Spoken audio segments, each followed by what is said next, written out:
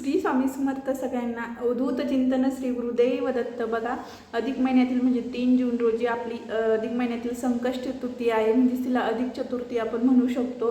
तर बघा, ह्या महिन्यामध्ये आपल्याला जेवढ्या सेवा करता येईल तेवढ्या सगळ्या अधिक करायच्या आहे. आणि संकट चतुर्थी म्हटल्यानंतर गणपती बाप्पाची आहे. गणपती बाप्पा आपले विघ्नहर्ता आहे, आपल्या प्रत्येकाचे विघ्न दूर करतात आणि बुद्धीचे देवता मानले जातात असे आपले गणपती बाप्पा आहे. बघा, व्हिडिओच्या शेवटी मी तुम्हाला 3 खूप महत्त्वाच्या गोष्टी सांगणार आहे, त्यामुळे हा व्हिडिओ पूर्णपणे बघा. ज्या की या 3 गोष्टी आपल्याला उद्या संकट चतुर्थीच्या म्हणजे अधिक महिन्यातील संकट चतुर्थी या चतुर्थीला या 3 गोष्टी न चुकता आपल्याला या 3 गोष्टी करायच्या नाही. त्या गोष्टी कुठल्या आहेत मी व्हिडिओच्या शेवटी नक्की सांगणार आहे, त्यामुळे व्हिडिओ पूर्ण शेवटपर्यंत बघा.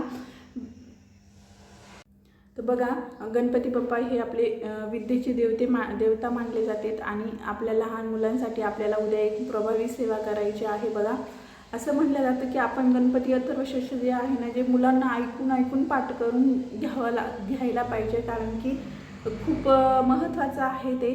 आणि आपण जेव्हा ऐकतो, काही गोष्टी ऐकल्यानंतर ते आपल्याबरोबर आपल्या तोंडपाठ होऊन जात असतात. तशाच पद्धतीने आपल्याला आपल्या मुलांच्या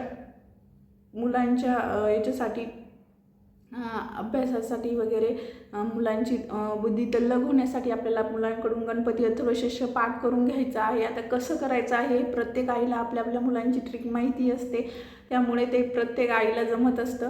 तर बघा, काय करायचं आहे आपल्याला. सगळ्यात मेन म्हणजे उद्या आपल्याला अधिक महिन्यातली चतुर्थी आहे, म्हणजे अधिक महिन्यामधले जेवढ्या तिथी आहे, जेवढे सणवार वगैरे जे येत आहेत तर ते सगळे खूप महत्त्वाचे आहे. प्रत्येक तिथी ही खूप महत्त्वाची मानली जाते आणि अधिक महिना आहे म्हणून आपल्याला अधिक सेवा करायची आहे, अधिक आपल्या सेवेचं बँक बॅलन्स वाढवायचं आहे, आपल्याला अधिक करायचं आहे सर्व.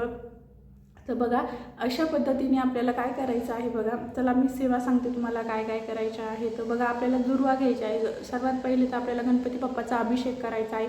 तुम्ही दुधाने करा, दुधाने करा, पंचामृताने करा, दह्याने करा, ज्याने करायचं त्याने करा. अगदी पाण्याने जरी केला तरी चालतं. अभिषेक करताना सर्वात आधी 5 पळी पाणी आपलं पिण्याचं पाणी जे असतं ते घ्यायचं. आधी पाण्याने करायचं 5 पळी, नंतर तुम्ही दुधाने करा, नाही तर पंचामृताने करा, दह्याने करा. नंतर तुम्ही जसं अभिषेक करताना तुम्ही ओम गण गणपते नमः, ओम गण गणपते नमः या मंत्राचा जपही करू शकता. तर बघा, कंटिन्यू तुम्हाला हे करायचं आहे. किंवा मग अभिषेक करत असताना तुम्हाला गणपती अथर्वशीर्षही म्हणू शकता तुम्ही, किंवा मग गणपती स्तोत्र म्हणा. पण ज्यांना कोणाला जमत नसेल त्यांनी सरळ साधा आपला गणपती ओम गण गणपते नमः या मंत्राचा जप जरी केला तरीही खूप चांगलं आहे. तर बघा, त्याच्यानंतर काय करायचं आहे तुम्हाला या दिवशी. नंतर अभिषेक झाल्यानंतर तुम्हाला गणपती अथर्वशीर्ष 11 वेळेस किंवा मग 16 वेळेस म्हणायचं आहे. गणपती स्तोत्र म्हणायचं आहे. नंतर तुम्हाला बघा, गणपती बाप्पाला गूळ आणि खोबऱ्याचा नैवेद्य दाखवायचा आहे. संध्याकाळी तुम्ही जेव्हा दिवा वगैरे लावता तेव्हा तुम्हाला जेव्हा आपण आपला कापूर वगैरे लावत असतो ना घरामध्ये प्रत्येक वेळेस, तेव्हा तुम्हाला थोडासा खोबऱ्याचा तुकडा जो आहे तो आपल्याला कापरामध्ये जाळायचा आहे. तर त्याच्यासोबत जाळायचा आहे. ही सेवा तुम्हाला न चुकता करायची आहे उद्या. तर बघा, गणपती आपल्याला दुर्वांची सेवा करायची आहे. एक तर तुम्ही 21 दुर्वांचा हारही गणपती बाप्पाला घालू शकता, किंवा मग गणपती बाप्पाला तुम्ही 21 दुर्वाचे असे जे बंच असतो बघा, बंच करायचा आहे आणि त्याला आपल्या उजव्या हातात त्याच्यावरती हळदी कुंकू वगैरे अक्षर वगैरे टाकायचं आहे. उजव्या हातात घ्यायचं आहे. अशा पद्धतीने आता माझ्याकडे नाही आहे, मी तुम्हाला सांगते. उजव्या हातात घ्यायचं आहे आणि त्याच्यावरती हळदी कुंकू अक्षदा वगैरे टाकायचं आहे आणि 1 वेळेस गणपती अथर्वशीर्ष म्हणायचं आहे. तुम्ही जर 16 वेळेस म्हटलं किंवा 11 वेळेस म्हटलं तर खूप चांगलं आहे. पण तुम्ही जर 11 वेळेस जर म्हटल्यानंतर खूपच चांगलं आहे. पण जर 11 वेळेस नाही झालं तुमच्याकडून, 1 वेळेस तरी तुम्ही गणपती अथर्वशीर्ष म्हणायचं आहे. मुलांनाही ऐकवायचं तरी आहे. तर बघा, अशा पद्धतीने तुम्हाला सेवा करायची आहे. आणि उद्या सगळ्यात मेन म्हणजे 3 गोष्टी करायच्या नाही, जे की प्रत्येक माणसाकडून होत असतात, पण आपल्याला त्या 3 गोष्टी करायच्या नाही आहे. कुठल्या त्या 3 गोष्टी आहेत तर बघा, गणपती अथर्वशीर्ष तुम्हाला पठणच करायचं आहे. एकदा तरी वाचा. बघा, आता 3 गोष्टी सांगते तुम्हाला. आपल्या घरामध्ये कलश वगैरे काही म्हणजे भांडणं वगैरे त्यांना करायचे नाही. दुसरं म्हणजे आपल्याला कुठलाही उपवास वगैरे असेल ना, आता आपण मागच्या महिन्यातली ही मंगळी चतुर्थी पकडली होती, तर आता ह्या महिन्यातही आपल्याला ही पण खूप मोठी चतुर्थी आहे. ज्यांच्याकडून शक्य असेल ना त्यांनी नक्की उपवास पकडा, पण तुमची तब्येत खूप महत्त्वाची आहे. तुमच्याकडून जर उपवास नसेल घडत ना तर नाही पकडला तरी चालेल, पण ज्यांना शक्य असेल त्यांनी नक्की पकडा. आणि उपवास पकडल्यानंतर आपण जी चुकी करतो ती चुकी करायची नाही. ती चुकी कुठली आहे तर बघा, ती चुकी आहे आपल्याला चंद्र उदय कधी आहे बघा, तुम्ही 9च्या नंतर कधीही, आता प्रत्येक ठिकाणी चंद्र उदयचा जो टायमिंग जो असतो ना तो वेगळा असतो.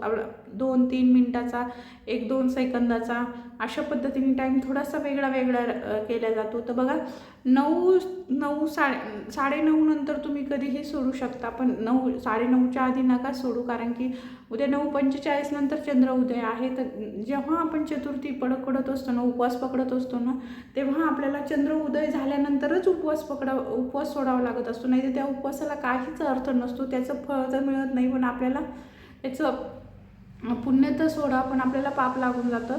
कारण की चतुर्थी पकडल्यानंतर ती चंद्र उदय झाल्यानंतरच सोडायला पाहिजे. नाही तर आपल्याला तुमच्याकडून नसेल होत ना, तुम्ही पूजापाठी सगळं करा, मंत्रस्तोत्र सगळे बोला, पण मग तुम्ही हे नका करू, चतुर्थी उपवास नका पकडू. तुमच्याकडून जर चंद्र उदयपर्यंत नसेल होत ना तर पकडू नका.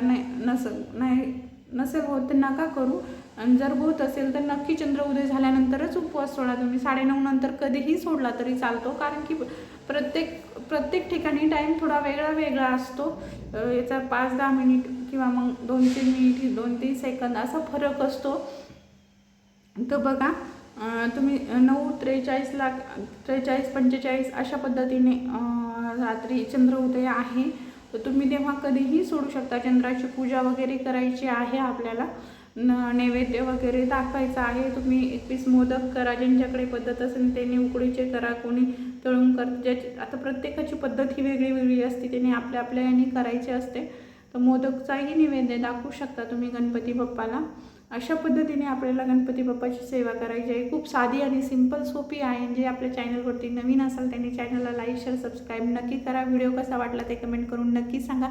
भेटूया अशाच एका व्हिडिओमध्ये. तोपर्यंत सगळ्यांना श्री स्वामी समर्थ.